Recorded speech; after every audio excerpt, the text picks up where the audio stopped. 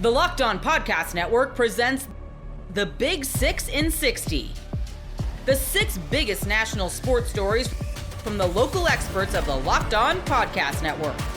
Get the real story, why it matters, what's next, who wins the big game, and more, all in 60 minutes. The Big 6 in 60 starts now with the biggest story in sports. Is Nico cooking?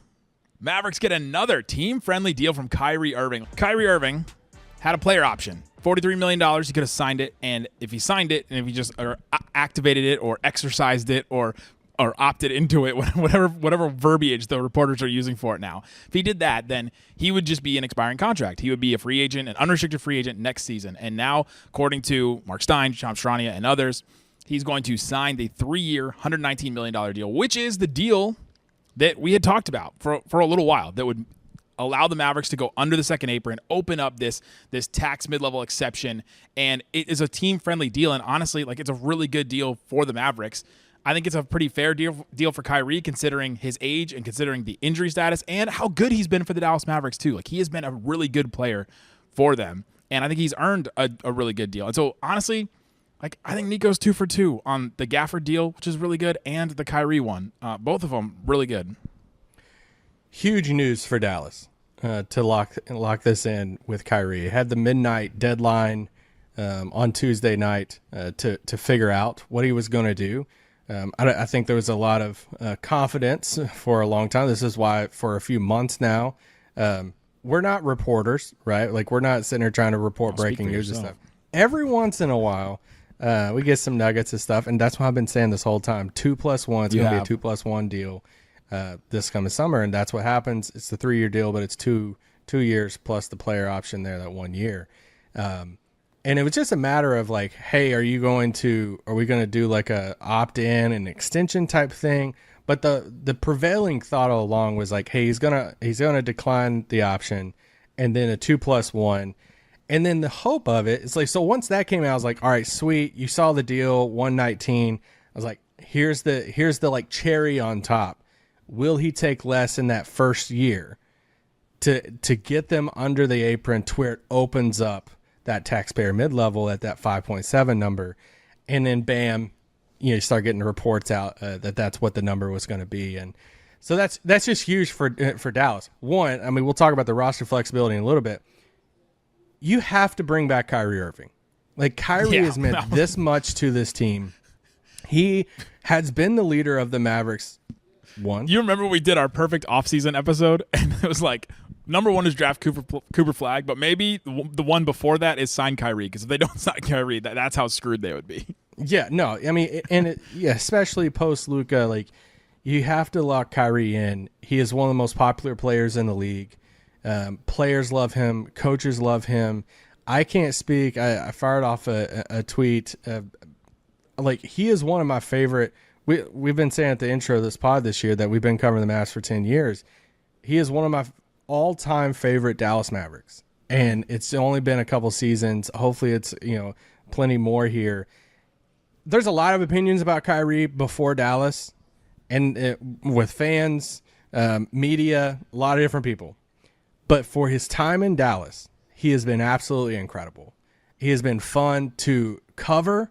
He has been fun to interview. I mean, he is one of these players, when he talks with us, whether it's just interviews or media day or off camera, he never talks to even people like us. I mean, we're just little podcasters, and it's he talks to us just we're just another friend, even though we're not friends. Yeah. It'd be cool to be friends with him, but he is just such a nice guy. And the players, like I said, love him. He was the leader of this team before Luka got traded. He was the leader. Yep. And we're not even, I'm just talking about all the off the court stuff. He's a really dang good basketball player. He's one of the most fun players to watch. I'm not as worried about the ACL injury and all this stuff. He's such a crafty finisher. He's such a good shooter and all this stuff. I'm not as, it's not like he's like a Westbrook to where he's flying above the rim the entire time, but and he is naturally going to get older. He's in his 30s and stuff too. So, but I'm just not as worried about the ACL thing. I think this is a huge win for Dallas. You keep your leader. you give some sort of stability and consistency for your fan base after a year of so much change. You at least bring back just a fan favorite and the leader of the team. You know what's a testament to everything you just said about how Kyrie has been a leader? He's been really great for the Mavs. You mentioned like nice guy, like one of your favorite players that you've ever covered. Nobody is going to do who are the Mavericks bidding against? No one's going to do that today with this signing, like with this contract. And they did it last time Kyrie signed that deal. And he's basically signing the same deal. Like that is such a testament to how good the Kyrie Irving era has been with the Mavericks as far as him revitalizing his image to a lot of people, whether you think he needed to do that or not. But nobody is doing oh man, what a headache for the Dallas Mavericks. Can't believe he got a player option. He raked them over the coals, right? I knew that Kyrie had a ton of leverage on the Mavericks, and I don't think that this deal screams he raked them over, or held them over a barrel, right? Raked them over the coals, whichever. Can I combine those two? Like raked them over a barrel? I'm not the right person to ask about sayings and analogies. Right? Held them over the coals? Is that the way to go? Pump the drum. Yeah. Don't do that. But it's just a great deal, and it's great for Kyrie too, I think. It's just such a testament to the player that he's been, the person that he's become at this point, because I think there was some growth in his life as well that got him to this point and got him to where he is and how he's dealing with not just media, but everybody, and dealing with everything, dealing with his own fame and on the court and everything. I think that Kyrie's been through a lot, and it's incredible to see what he's been through, what he is doing now. And yeah, I just think that this contract is a testament to that everybody's going to respond to it positively, I think. Yeah, I mean, and just think you get a guy like Cooper Flagg that's going to come in that has watched Kyrie Irving play ever since he was a kid on TV. Obviously, a part of the hashtag brotherhood of Duke. I will always make fun of that, by the way. It's kind of like a heat culture thing I love making fun of. But fun fact, probably there's a lot of people who don't know this. They both played for the same high school coach, Cooper Flagg and Kyrie Irving. At Montverde there, with Kevin Boyle. But yeah, so I mean that's one commonality, even though there's a 15-year difference basically, or however big it is, they can talk about playing for Coach Boyle. You know what somebody pointed out to me today on our text line? We were texting about the rumors about the Mavs opening up that tax mid-level that we'll talk about here in a second. And you mentioned Chris Paul. Could the Mavs woo Chris Paul away? If the Mavs got Chris Paul, he's like the second or third oldest player in the NBA. The gap between him and Cooper Flagg would be absolutely insane if they do end up doing that. Like, I don't know if there's been a bigger gap between players on a team. I mean, he could be like his dad, like as far as age wise. Oh, legit, like easily. But no, yeah, I'm glad that they got this out of the way. You figure this thing out. I mean, he can't sign it until July 6th, but this could have been a situation where like Kyrie. Did somebody just get shot? Not yet. This could have been a situation to where, hey, the report is Kyrie's going to opt out. He hopes to secure a longer future with Dallas, but we'll see come July 6th or whatever it is, or the 1st of July. But the fact that that's already locked in now, I think is like, it's the same thing we've been hearing all along. It's been mutual from both sides. They want him back. They want him leading the team. And that is all figured out now, reported, out there, done. Now you don't even have to worry about it. So that's a big win for Dallas.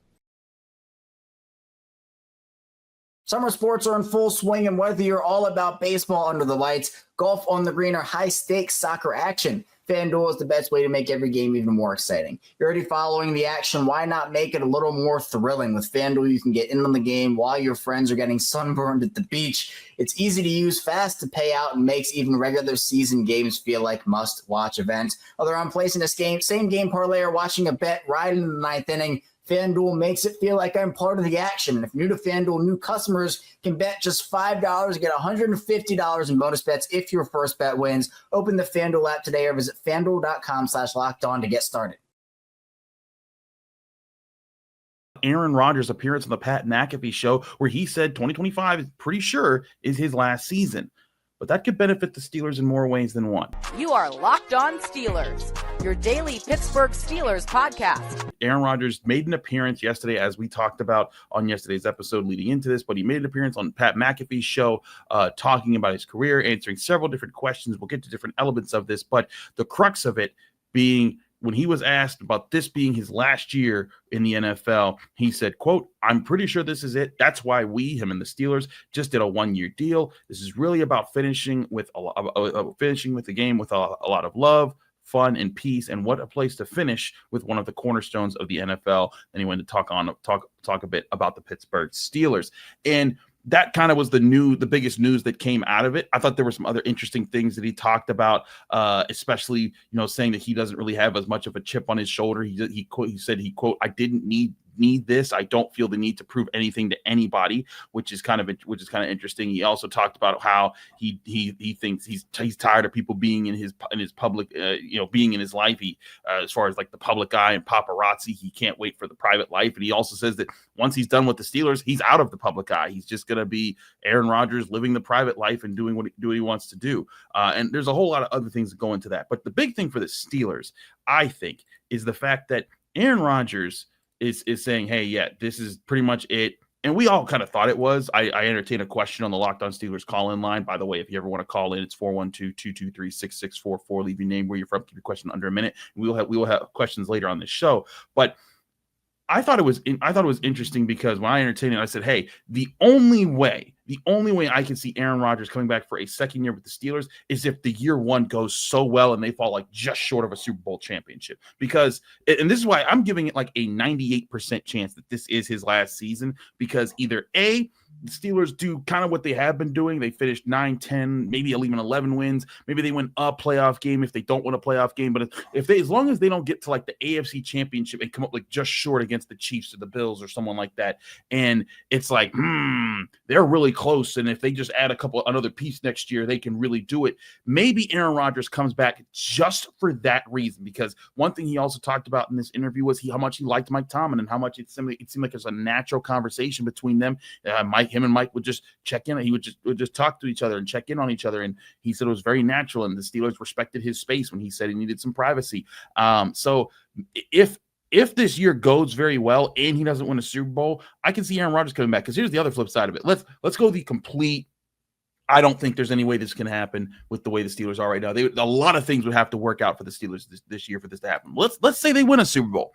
If I'm Aaron Rodgers, yeah, that's my sunset. That's my Peyton Manning moment. That's my Jerome Bettis moment. That's my Ray Lewis. I think Ray left my Ray Lewis moment. I'm taking it out. I'm getting my second championship, and I'm walking out into the sunset. And I think that would be perfect for his legacy, for his like that. That would be awesome. And so I have a hard time seeing him go against that. So there would have to be the ultimate sweet spot that the team was just so good that they were right on the cusp of winning a Super Bowl. And he said, you know what? I got one more in me. I can come back. He pulls a Vince Carter and he says, bring me back up in there. I'm going to do this again. We're going to have an even more experienced offensive line. Maybe the Steelers add another playmaker at wide receiver. Maybe there's better things developing on the team. And the Steelers could also benefit to say, hey, you could be, the buffer to help whatever young quarterback that we draft next year to kind of learn from a guy who's going to be a first ballot Hall of Fame quarterback. And so maybe that's it. But for the Steelers, I think this is a good thing because this means, hey, everything that he's been saying about being a servant leader, about being a guy who wants to just kind of help the team, it continues to fit that mold that we've been talking about, right? It seems like because there's always the question, oh, does he really mean it? We saw his beefs with Robert Saleh and things like that. The more and more he talks, the more and more he at least checks the boxes of saying the things that he needs to say to prove that he's just with the Steelers to help win, enjoy playing football, and be part of what they're trying to build. I thought it was also interesting when, if you remember, I brought up a question of leadership to him when we talked to him for the first time during minicamp a couple weeks back. And when I talked to him, I asked him about leadership. He talked about being a servant leader and how he wants to earn it. Well, listen to this. When Pat McAfee asked him about leadership on the Steelers team and on the offensive side of the ball, he said, quote, Aaron Rodgers said, quote, I really want the mantle of leadership on offense, and I'm going to earn it every day of training camp. There's some stability I can bring having played in a similar system and having played a lot of football. He also talked a lot about how the Steelers have great leaders already, talking about Cam Hayward, talking about TJ Watt, talking about Minkah Fitzpatrick, talking about about Minka Fitzpatrick's football IQ and how they have those kind of leaders. He also said, and I thought this was also interesting, that DK Metcalf is a really good leader, and DK Metcalf's presence with the Steelers is a big reason, quote unquote, a big reason why he came to Pittsburgh. All that checks the boxes as far as Aaron Rodgers is just happy to be in town. I mean, again, if the contract wasn't enough of a sign that, hey, he's not trying to, be the guy that commandeers the entire ship and says, do everything that I want you to do. I think that that's kind of a welcome thing. And if the Steelers are getting that kind of Aaron Rodgers and, he's not trying to take over games and throw 50 passes a game, and he's kind of playing to what their scheme is. And of course, again, whatever Aaron Rodgers does, it doesn't matter as much as this team needs a lot of these younger groups to start to form up. Like, this offensive line needs to take a serious step forward this year. The run game needs to take a serious step forward this year. The run defense needs to take a serious step forward this year.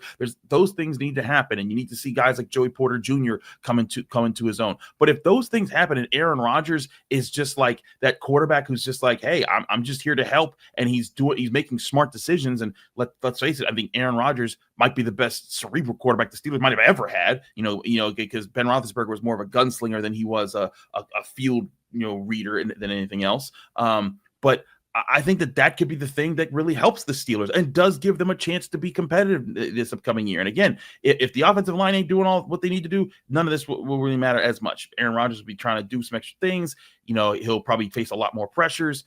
He'll be under siege, and that'll bring up some questions about backup quarterbacks, and we'll get to that later in the show because there's a question around that. But I do think it gives the Steelers a chance to find that stability that they've been looking for, that identity they've been looking for. If he can fit that identity that he talked about, hey, this is going to be a similar system. He's used to kind of things. He's used to Pittsburgh type of guys too, and all the coaches that he's named that he's worked with over the years. I could see something working out where he helps them find that stability with the rest of the offense, and that becomes a thing that lasts for the Steelers and carries over into what you hope will be the Super Bowl window that you're hoping to open up by drafting a high up in the NFL draft next year, trading up to go get your guy and saying that this next guy we take next year is our franchise quarterback, and there's a mold for them to fit because Aaron Rodgers has already fit into it at 42 years old. Brad Stevens has done it again. Now it's Kristaps Porzingis on the move. What's going on, Tom? What up? Just Brad Stevens completely reshaping the team in about 24 hours and getting look, initial reaction right away. Let me just get this out of the way. Whenever I think I have a handle on what the Celtics might be doing, Brad's like, nope. We're going to completely destroy you and let you know that this is why we get paid all the money to run the Boston Celtics. And you're over there going, ooh, golf clapping. Like, oh, very, very nice move. Very nice move. Very good, sir. Well done. Good. Well done. I succumb to your greatness and be like, all right, let's like reverse engineer. Like, oh, okay. I didn't think of that. So, This is why this thing that neither of us predicted in any way makes all the sense in the world. Yeah, exactly. It is something I completely didn't see coming. The most obvious thing it's a 3-team trade that sends Porzingis, I think, through Brooklyn into Atlanta. The Celtics get George Niang.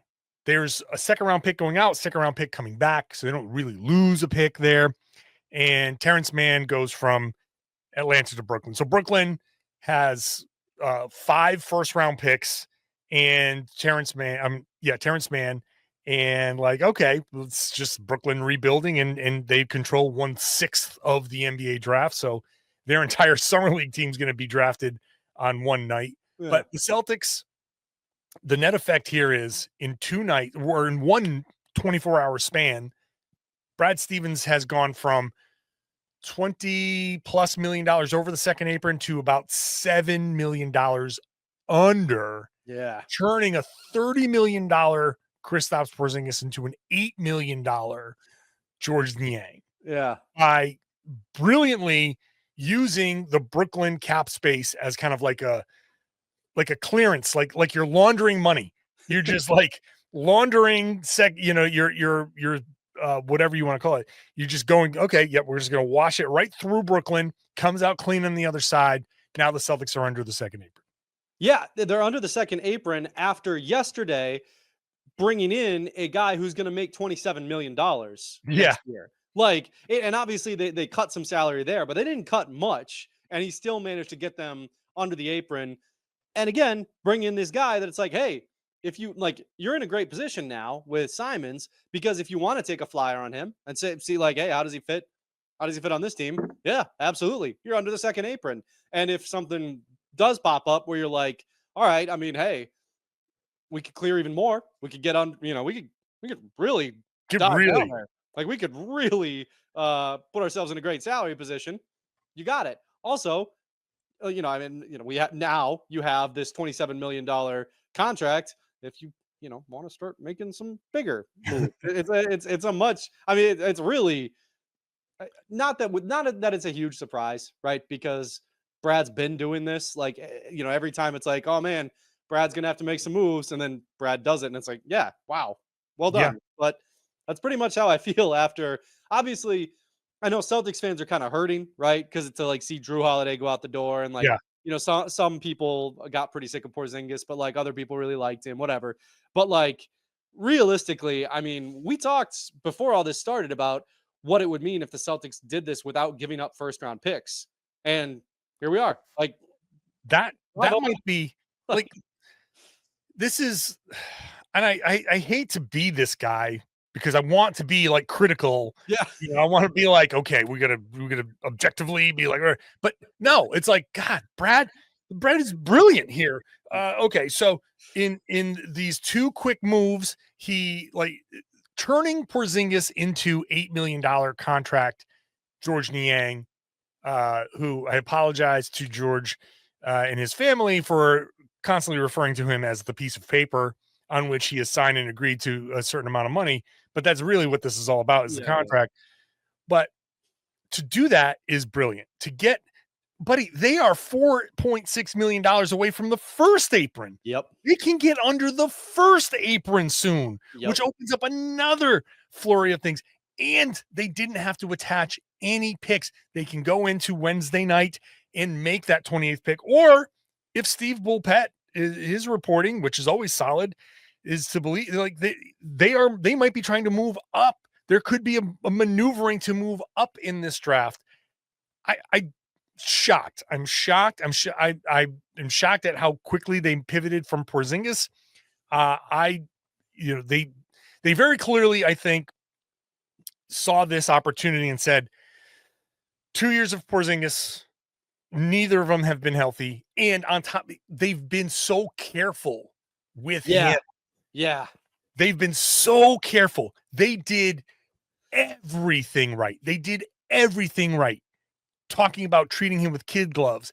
And he still wasn't available for most of the finals. And he still wasn't himself in these playoffs when they really needed him. Yeah. So I'm sure, like, hey, on a personal level, I think Porzingis is awesome. I think he's been great. He's been always great to us. He's been fun. The fans love him and all that stuff. But NBA's always been a business. But now more than ever with this second apron, it's like, sorry, buddy. It's just not cutting it. It's great salary dump of Porzingis to get there, to do it without giving up the first round picks. So I didn't even put any stock into this 28th pick because I thought for sure it would be gone. For sure it would be gone. I would have bet a paycheck on that 28th pick not being made. Yeah, if I told you that the Celtics did the salary maneuver, brought in Niang, brought in Anthony Simons and got to this point and they attached a first round pick to do it, you'd be like, all right, yeah, like fair enough. You did pretty well.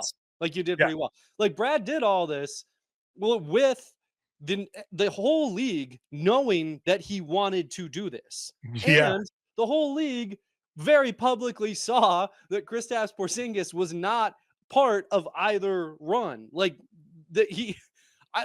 and what's crazy too, right? And I think there's something to this too. He did this without I don't think he fleeced these teams really. And I think that kind of matters. I don't think he's getting this. I don't know that he's going to end up with this reputation of like, oh, you can't deal with Brad. Like Brad's going to, No, like that right. Danny Ainge thing. It's like, a great no, point. like these guys are like, I mean, Portland, that's a pretty good deal for Portland. I like Fair deal. what Portland did with that deal. And I really think that Brad also did quite well. Same thing here, right? It's like, who comes away from this being like, oh man, we got robbed? Nobody. If you're an Atlanta fan, you're Yeah. like, we gave up George Niang for a shot at Kristaps Porzingis. I have seen a lot of people being like, oh man, if Porzingis stays healthy, this is really. I'm like, oh buddy.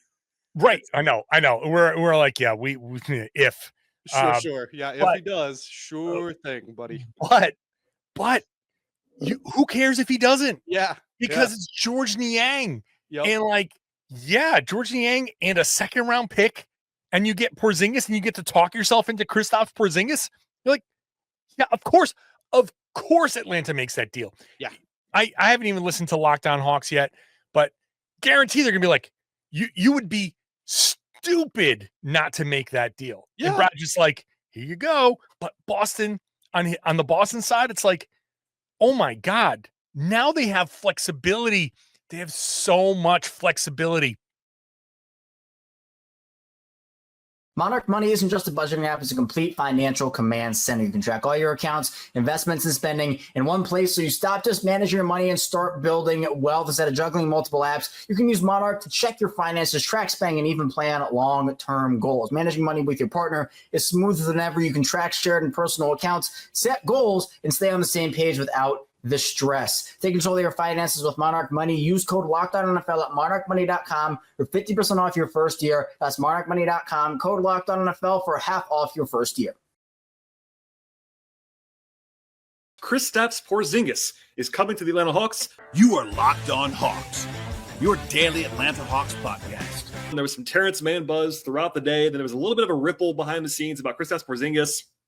Some reporting from Jake Fisher and Mark Stein about the Hawks being a potential target of Boston and Porzingis and all of those things. And then pretty quickly, this all happened to where the Hawks now have the mythical 7-footer that everyone's been asking for a very long time. I say that kind of tongue in cheek, but also a really interesting, talented, theoretical fit, the rare player in Porzingis that is the guy who can actually protect the rim as a true center-sized player and also spread the floor as a high-end shooter for a center.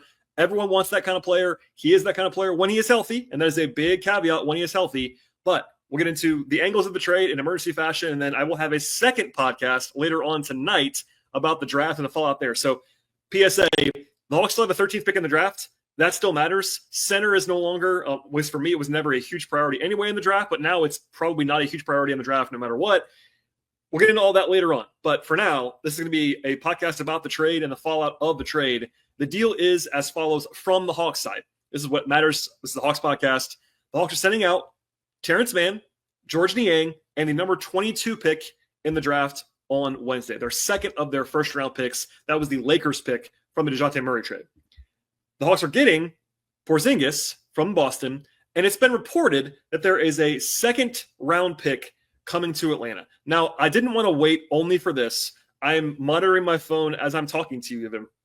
I have not heard yet what pick that is. There's a pretty wide range. It could be coming from Boston or Brooklyn, so that's a bit of a challenge. It's a 3-team deal with Boston and Brooklyn, with Mann going to Brooklyn, Niang going to Boston, and we don't know what that pick is going to be. So generally, when a second-round pick is thrown into a deal and we don't have the info on it, I would keep my expectations fairly low for that pick, but maybe I'll be surprised. We'll see. But in the meantime, just know that I'm recording this as fast as I possibly can. That's why I don't know. But it will be a second-round pick of some kind coming alongside, obviously, the headliner of the deal in Porzingis. So for me, big picture, this is kind of a twofold deal for the Hawks. Clearly, the headliner is adding the best player in the deal by a wide margin and a player in Porzingis who just averaged 19.8 points and 7 rebounds per game across 2 seasons with Boston, one of which ended up in a title. I know he was kind of hurt for a lot of that playoff run, but he was really unlocking them when he was playing 2 years ago. As I said before, I'll say it again now, maybe one more time later on. He is that very rare big man who can both protect the rim defensively and also space the floor on offense. Overall, Porzingis is a very good player. I will admit, there have been times in his career, as I covered not just the Hawks, but the whole league, writing for Dime or writing for Fansided or wherever I was writing at the time, I've been a little lower on Porzingis at times than some people have been. I don't think he was ever like the star player that people sometimes thought that he might be, but he doesn't have to be that anymore. He's almost 30. I think that the star upside might be a little bit gone for Porzingis at this point in time. He'll be 30 in August, but he is a very, very good player when he's healthy. Now, there is some risk. He has a long history of injury issues. That is not something you can ignore. I think the Hawks certainly will be acknowledging that when they make this deal official. And as of right now on Tuesday evening, it's not official yet, not been announced. It is happening. I've confirmed it. It's happening. But that's the big thing here. That's part of why he was available. The other big part, look, there's been a lot of things that have happened in the last couple of months that have kind of changed things in the Eastern Conference. One of them is Jason Tatum tearing his Achilles.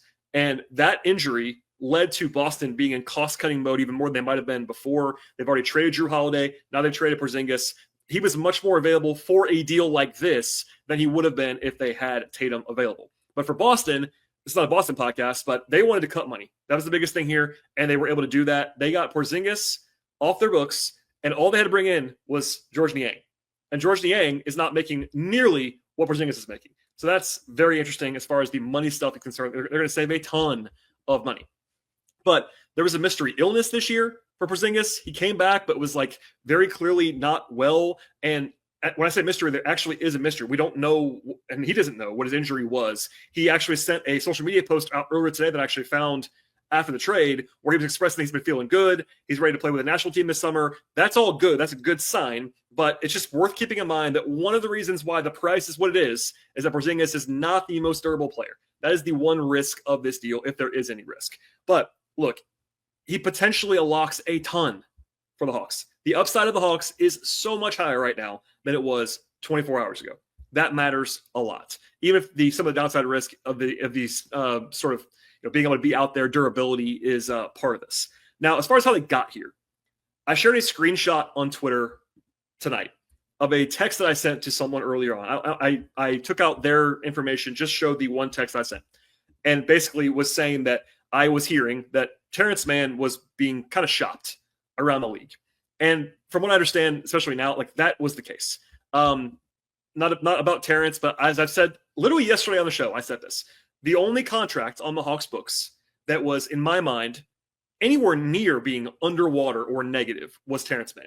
He's owed $15.5 million for 3 more seasons.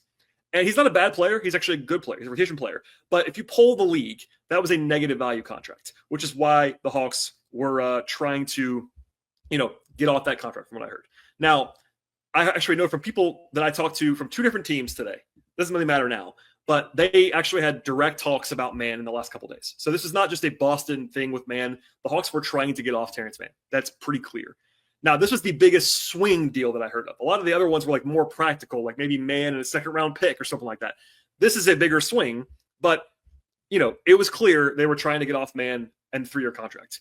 Now, by the way, there's a combo to be had at some point about how much I did not like that trade in February, the Bogey trade. Everyone focused on the Hunter trade back then, and I got why. But I said that night, 4 months ago, that I didn't like the Bogey Mann trade. I did not understand why they sent 3 picks to get Mann for Bogey. And unfortunately, the Hawks basically paid for Mann on the way in and then paid to get off Mann on the way out. That's not great, but it did work out reasonably well here in that they were able to use that salary matching to make this deal happen. So that's where I want to go next. The Hawks are sending out the 22nd pick in this deal. That is the big asset that they are sending out for Porzingis. So if you want to think about it as 22 for Porzingis, it's not exactly that, but it's kind of that. I think Niang is like a neutral value on that deal. Maybe actually slightly positive. It's an expiring contract. He's a pretty good player. It's a modest deal, like $8 million. But Mann is there for the money, and Mann's a negative contract. So basically what happened here, in my opinion, the Hawks were sending the 22nd pick in the draft to both entice to get Porzingis, but also to get off of Mann. It's like 50-50 in there. Like you're paying to get off Mann and also paying to get Porzingis. This doesn't matter now. But basically what I would say is if Porzingis made exactly what the trade exception the Hawks have is, which is $25 million, and they traded a 1st-round pick just for Porzingis, I actually would like that less than I do this. I like it more because you're also getting off of Man's contract. There's a dual incentive here, and that's where I'll leave it for now. Porzingis is making $30.7 million on an expiring deal. Only 1 year left for Porzingis, and it's this coming season. It's about to happen. When he is healthy, big when, big if, whatever you want to say that, he is definitely worth that contract when he is healthy. Now, he's probably worth more than that, honestly, when he's healthy. He's probably a $35 million player, $30 million player. He's really good when he's healthy. The problem is that, of course, Boston's trying to save money, and you can't assume health with Porzingis. So if you want to take the deal into account, they were not going to be able to trade him for 3 picks or whatever. Like, they were not going to get more than a pick like this for Porzingis because of the expiring contract, the amount of money he makes, and the durability issues. But again, the Hawks are getting kind of a 2-for-1 here by getting off of Man and adding Porzingis. And one more time, the Hawks did not use the trade exception. I'll come back to that later on in the podcast. They did not use that, so they still have it. Keep that in mind. There was some misunderstanding there. So overall, I'll just say this. Overall, I really like this move. Now, I am not always the pom-pom waiver. If you remember back in February, I really, really did not like the Man Bogey trade. I was okay with the Hunter trade. I didn't love it. This deal is better than those deals. This is like a B+, A- kind of trade for me. It isn't an A+ for me because of the durability issues. There is some risk to it. You're giving up a first-round pick. It's real value that you traded to make this deal happen. And the downside is that he gets hurt and doesn't help you at all, and you kind of lit a pick on fire. But it wasn't the 5th pick. It's the 22nd pick. That does matter too. But I think that Porzingis, when he is going to be available, hopefully a lot, is going to really help the team. He'll be good. He unlocks a lot of things, the shooting, the defense. Crucially, he can play with Okongwu. That was kind of the white whale in backup center or center talk recently, is that ideally, if you were going to pay up for a high-level center, you get a guy that would be able to play with or without Okongwu. Porzingis can do that. That's the theory of this trade. I'm not saying you start those guys together or that you have to play them together a ton, but if you want to tell me they can play 8 or 10 minutes a game together, I fully believe that because of Porzingis' shooting and Okongwu's versatility defensively on the perimeter. His shooting has improved. That is now a real option to kind of go big and bludgeon teams with size. That's actually a really good look there. And even when they're not playing together, it's ceiling raiser for the Hawks. He's a really good player. I like Niang. I really do. I like Terrence Mann. I've heard nothing but good things about him. I've had a good time covering those guys recent days, but I think it's a good deal for the Hawks. They add the best talent by far in this trade, and they do it, crucially, without overpaying a ton and without taking an unnecessary long-term risk. If this blows up on you, if he gets hurt or he's still sick or whatever happens, the downside is not that low. And that's another reason why I really like this deal. And again, the upside is considerably high. They have more work to do. I promise you they have a lot more work to do to this roster. They're now actually a little bit less deep than they were a few minutes ago because they went 2-for-1 here and they already had depth problems. We'll get into all that more, but I want to say one more time, the ceiling is really much higher now than it was before. I like the deal a lot for the Hawks, and I think you got to be pretty pleased with the first transaction of the Auntie Soleil era as the general manager of Atlanta. Summer sports are in full swing, and whether you're all about baseball under the lights, golf on the green, or high-stakes soccer action, FanDuel is the best way to make every game even more exciting. You're already following the action. Why not make it a little more thrilling? With FanDuel, you can get in on the game while your friends are getting sunburned at the beach. It's easy to use, fast to pay out, and makes even regular season games feel like must-watch events. Whether I'm placing a same-game parlay or watching a bet right in the 9th inning, FanDuel makes it feel like I'm part of the action. And if you're new to FanDuel, new customers can bet just $5 and get $150 in bonus bets if your first bet wins. Open the FanDuel app today or visit FanDuel.com/lockedon to get started. A bombshell report has come out about the NFL and potential collusion dating back to Lamar Jackson, Deshaun Watson, and a lot more. You are Locked On Ravens, your daily Baltimore Ravens podcast. The future of the team was uncertain. Lamar requested the trade, and I wanted to move forward. I wanted to forget all about it, but that's not what we're doing because we're going back in time because there was a bombshell report that dropped the NFL, a collusion case. And I know, Nikhil, you read over it, and I have as well. There is a lot in this. So essentially, the NFL and NFLPA managed to conceal a ruling in a collusion case for more than 5 months. And Pablo Torre, who has a series of his own about it's Pablo finds out, he broke this all down. It's a 60+ page report. And essentially, this says that there was evidence of collusion. And in a way, there was the NFL trying to collude to discourage fully guaranteed contracts. There was a section about Lamar Jackson and his negotiations during the 2022-2023 period, essentially, where there was a text message to Eric DeCosta that was revealed where Lamar said, quote, "I'm going to continue to request a fully guaranteed contract. I understand you all don't, and that's fine." There was also a claim in there that Lamar said his microphone wasn't working on his phone, which would make communication with Eric DeCosta difficult. Also stuff in there about teams not reaching out to Lamar not giving the Ravens a list of teams. So all this stuff, Nikhil, is just giving me flashbacks to that season and that offseason and how tumultuous it was. I mean, what were your overall takeaways, not just from the Lamar Jackson section of it, but, you know, a pretty big claim here that there was encouragement of collusion to stop these fully guaranteed contracts after the Deshaun Watson deal with Cleveland? Yeah, so a couple things. I think one, you mentioned earlier that, you know, the NFL and the NFLPA, you know, didn't want this released. They kept it from being publicly released for a while because neither of them really won.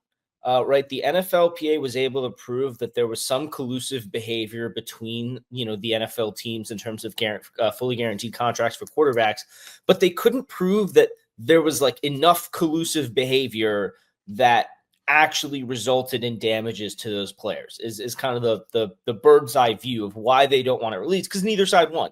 The NFLPA proved the teams did something wrong, but that it wasn't bad enough that actually caused damages to the players. And of course the NFL looks bad because, you know, the clubs are operating like a little cabal. And so that's kind of the main takeaway I have from it, is that neither side really won. I think the main thing is for the Ravens, two things. One, it's a lot of stuff that we already knew. We kind of already knew Lamar Jackson wanted a fully guaranteed contract, and that the Ravens, you know, were not willing to do that. And that, you know, they were very determined to make the Watson deal an outlier. And that was kind of the attitude of the whole league, is that they all wanted the Watson deal to be an outlier. The other thing that we knew is that Lamar really didn't ever want to leave Baltimore. I think that's very much evident when he submits a trade request, but refuses to say, you know, where he might want to go. I think, again, it was just a tactic, and I think everyone was on edge at the time. But knowing the Ravens had their franchise tag and the ability to match, you know, I think a team may have had to come in with a fully guaranteed contract in order to entice Lamar to sign an offer sheet, and no one was going to do that. So I think there is like some humor in, you know, Jackson having phone issues, and there was, you know, just the whole idea that he is negotiating this on his own versus these other guys in those, when Russell Wilson, Kyler Murray reference, it's all referencing their agent.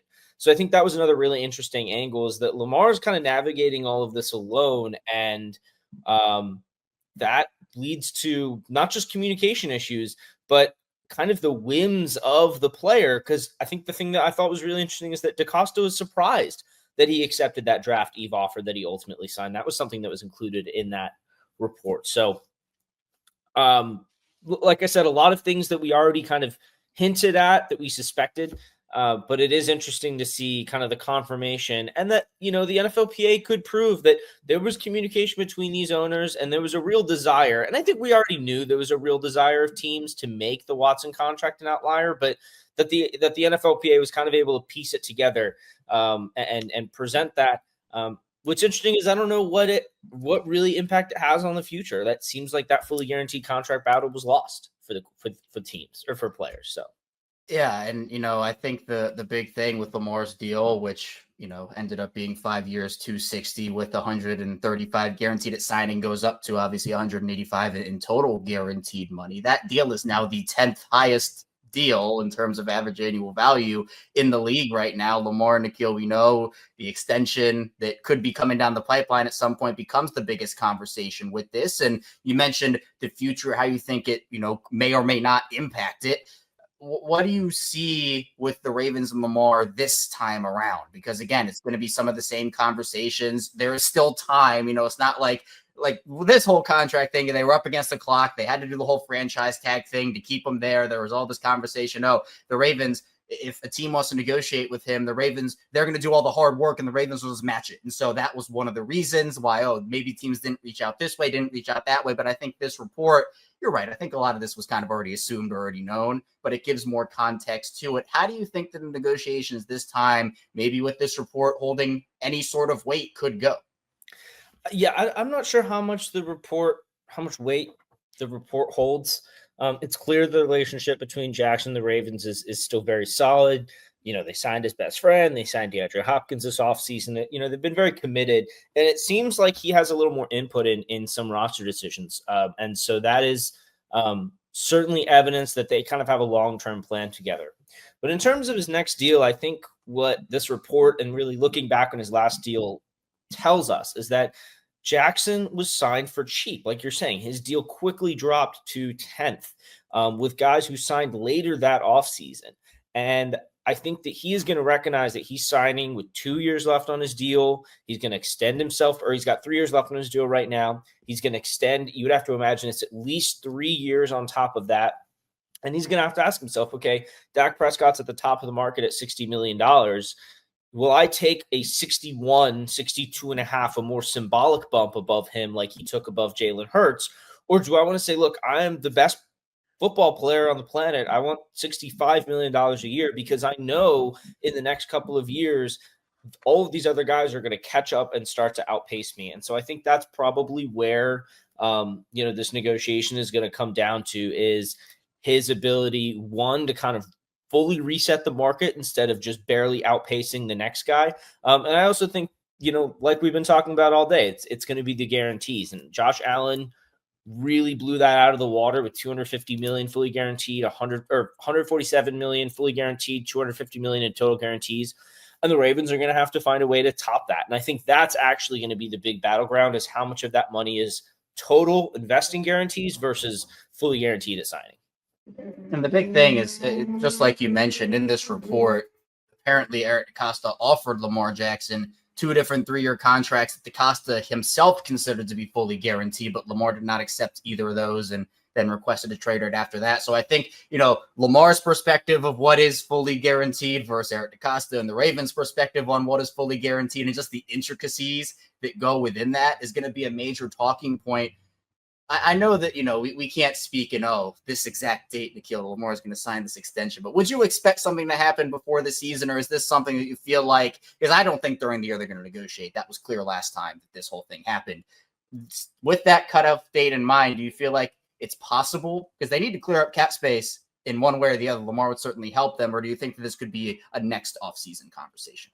I definitely think it's possible. I think Eric DeCosta is balancing, honestly, like maybe a half dozen different extensions right now. And this is the really tough thing, is Lamar is probably the most important one, but he's not the most immediate one. There are a lot of guys who may be poised for breakout years that you want to get under contract. There are guys, Linderbaum and Isaiah and Kyle Hamilton, your first round picks, who are nearing the end of their contract. So I think that's why it's hard to predict if Lamar's going to get done this year, because it doesn't have to get done this year. Now, I'd argue that there are a lot. Linderbaum and Hamilton don't even have to get done this year. But the problem with pushing off Lamar Jackson's contract until next year is that he has way more leverage because of that giant cap hit. And so, Eric DeCosta said that, the plan was kind of for Lamar to get another extension around this time. The Ravens know they're going to have to make him the highest paid player in the league. I really think it's going to just come down to, weirdly in a way, that report elucidated to me something that I've seen in Lamar Jackson before, which is not that he makes decisions on a whim, but when the right thing is presented to him, he'll just accept it. And it's not like he is just going to accept any offer that Eric gets him. But I think it's clear that the Ravens will continue to try and give him multiple offers and pull the different levers of the contract structure to find something that works for him. I really just think it depends on how good his phone service is in South Florida. Could be. Hopefully the microphone is working this time around for Lamar. And to Lamar's credit, now with these negotiations, what he has on his resume that he did not back then is another MVP, should have been 2, but this, we don't have to have that conversation right now. It's a whole different can of worms, but he had that MVP as well as another historic year. So that will certainly help Lamar. Plus, I think Josh Allen's deal, it's another leverage point for Lamar Nikhil, kind of like what you talked about. Monarch Money isn't just a budgeting app, it's a complete financial command center. You can track all your accounts, investments, and spending in one place, so you stop just managing your money and start building wealth. Instead of juggling multiple apps, you can use Monarch to check your finances, track spending, and even plan long-term goals. Managing money with your partner is smoother than ever. You can track shared and personal accounts, set goals, and stay on the same page without the stress. Take control of your finances with Monarch Money. Use code LOCKEDONNFL at monarchmoney.com for 50% off your first year. That's monarchmoney.com. Code LOCKEDONNFL for half off your first year. He was committed to Auburn, but then he came to his senses and he gone ahead and done flipped that commitment to Georgia. You are Locked On Bulldogs, your daily podcast on the Georgia Bulldogs. What we have here over the weekend is a situation where a young man, Shadarius Tootle, Toodles is what I'm going to call him, linebacker from Alabama, from Mobile, he's been a long time commitment to Auburn. Okay. DJ Durkin, the Auburn defensive staff, they got this guy locked up. They got him in the bag. And over the weekend, Glenn Schumann comes to Colin, and all of a sudden, Shadarius Tootle has said, I've made a huge mistake, and I'm going to rectify that mistake immediately, and I'm going to make a business decision because I want to be playing football for longer than 4 more years. There it is. And so I'm gonna go ahead and head over to the University of Georgia. Now, Clint, I'm not even sure what the question is. Okay. We've been asking each other questions. We have. Here's my question. What do you have to say about this situation where, and let me make sure that everyone's on the same page here. Go ahead. The second ranked overall commitment in the class for Auburn. Go ahead. Flips his commitment to Georgia and becomes the 8th highest rated recruit in Georgia's recruiting class. Could you wax poetically about the state of 2 football programs for us, Clinton? I can. I think I've summarized it, but if you've GPT'd it, you really succinctly hit it. Let me try to say what Daniel is asking with a rhetorical question.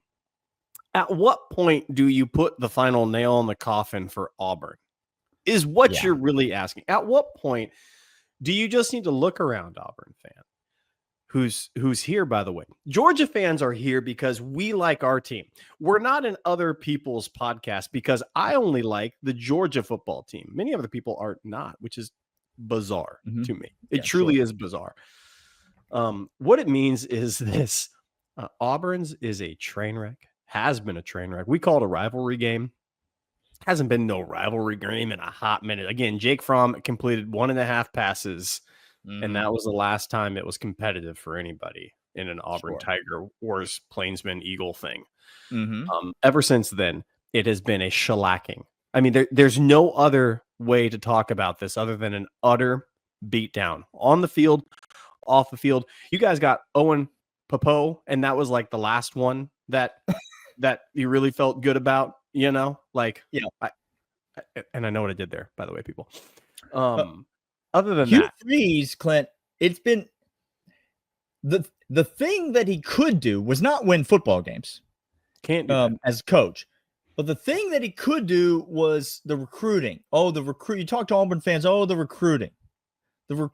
It's really that's what people trending say they're most upward. Excited about with this guy. He's doing something that the others couldn't do. It's really trending upward if you look at the overall scope. 6th overall class, according to 24/7 in 2025. Now, is he going to win any football games for those players? Time will tell. But it seems as though a little bit of the shine has worn off of the recruiting pitch for our friends over at Maybe he could host a Bible study. Hugh Freeze could, because we know upstanding Christian man who hires prostitutes for his players via his burner phone. I think contracts is that hasn't been objectively proven to be true. Objectively, by the way. It seems like a little bit of the shine is wearing off, and people are starting to see that they've been sold a bill of goods on Auburn. And guess what?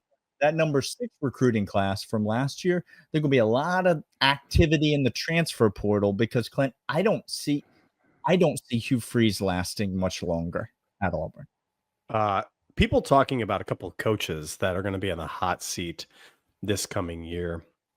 And it's really wild to me because Florida, namely Napier, who we told you all not to get rid of Dan because he was better and he factually correct. Sunbelt Billy. Yep.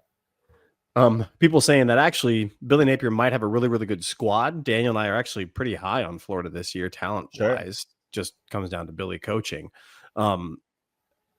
I think Hugh, and this was just a couple of years ago that they made up fabricated stories about a man to get him fired from Auburn about his involvement with extracurriculars. Sure. Because they realized they hired a guy from Boise, Alabama. Pay attention. They hired a guy from Boise, The which Venn is diagram is getting not very South circular. Dakota, but it's pretty much South Dakota. I am aware Very that similar. Idaho and South Dakota are separate places, but are you aware that they're not they? really? Are They're they? not really. Can I? Okay. I'll tell you they're not. Okay. All right, so they hired a man from Boise and realized they made a huge mistake. So, but then they got their guy. He was on his. I mean, y'all, Daniel, you want to venture a guess? You said 6 last year. You want to venture a guess what their rank is this year in recruiting? Oh, surely it's inside the top 10, inside the top 20, inside the top 30, inside the top 50, inside the top 60, Clint? You would still be incorrect. Inside the darn. top 70, and now you're there. Yeah, here we Daniel, go. they can't recruit their own state. They can't recruit outside neighboring states. They can't go onto the West Coast or up to New England and get top tier talent out of there. He can't attract the people that want to play for him. And so other teams, A&M is on a bigger tear than they are. Florida on a bigger tear than they are. Yeah, they're getting passed and lapped. Oklahoma comes in and gets Bo Bentley this weekend. They are getting absolutely kid played with on the basketball court. And there's nothing Hugh Freeze can do about it. He literally can't stop the hemorrhaging that's happening right now. I'm just here to tell you, I love it because Auburn suffering is joy for me. It's not a problem. Pure joy. But if Auburn needs somebody to sound the alarm bells, like we're looking at a dark time right now for Auburn moving forward. The trajectory is not good, Clint. The slippery slope to complete irrelevance is like, you can see it from where we currently sit at Auburn.